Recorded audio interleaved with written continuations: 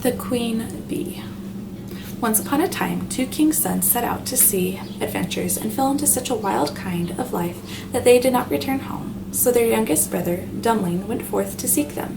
But when he found them, they mocked him because of his simplicity. Nevertheless, they journeyed on, all three together, till they came to an ant-hill, which the two eldest brothers would have overturned to see how the little ants would run in their terror, carrying away their eggs. But Dummling said, "Let the little creatures be in peace. I will not suffer them to be overturned." Then they went further, till they came to a lake on which ducks were swimming in myriads. The two brothers wanted to catch a pair and roast them, but Dummling would not allow it, saying, "Let these fowls alone. I will not suffer them to be killed." At last they came to a bee's nest, in which was laying so much honey that it was running out at the mouth of the nest. The two brothers would have lain down under the tree and caught the bees as they passed, for the sake of their honey, but Dummling again held them back, saying, "Leave the creatures alone. I will not suffer them to be touched." After this, the three brothers came to a castle where in the stable stood several stone horses, but no man was to be seen. And they went through all the rooms until they came to a door quite at the end, on which hung 3 locks, and in the middle of the door was a hole through which one could see into the room. Peeping through this hole, they saw a fierce-looking man sitting at the table. They called to him once, twice, but he heard not. But as they called the third time, he got up, opened the door, and came out. Not a word did he speak, but led them to a well-supplied table, and, when they had eaten and drunk, he took each of them into a sleeping chamber. The next morning the man came to the eldest, and beckoning him up, led him to a stone table on which were written 3 sentences.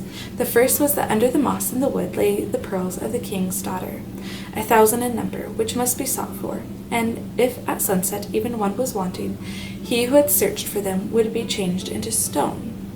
The eldest brother went off and searched the whole day, but only found 100, so that it happened to him, as the table had said, he was changed into stone. The next day the second brother undertook the adventure, but he fared no better than the other, for he found but 200 pearls, and he therefore was turned into stone. Then the turn came to Dummling, who searched the moss, but it was very difficult to find the pearls, and the work went on but slowly. Then he sat himself down on a stone and wept, and while he did so, the Ant King, whose life he had formerly saved, came up with 5,000 companions, and before very long they searched for and found and piled in a heap the whole 1,000 pearls. But the second sentence was to fetch the key of the princess's sleeping chamber out of a lake, which by chance the brothers had passed.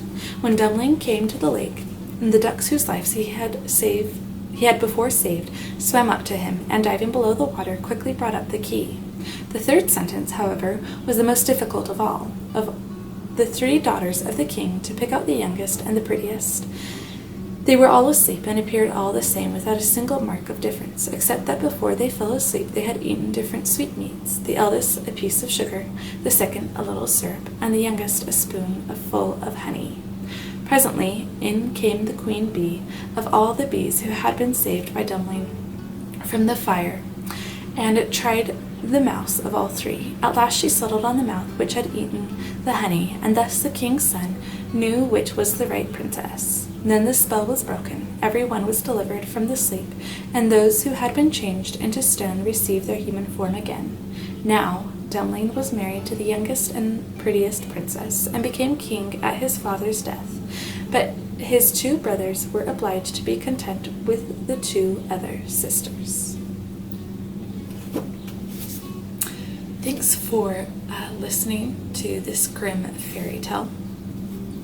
If you could just make sure to support the channel by subscribing, liking this video, commenting your favorite Grimm fairy tale, that would be so greatly appreciated.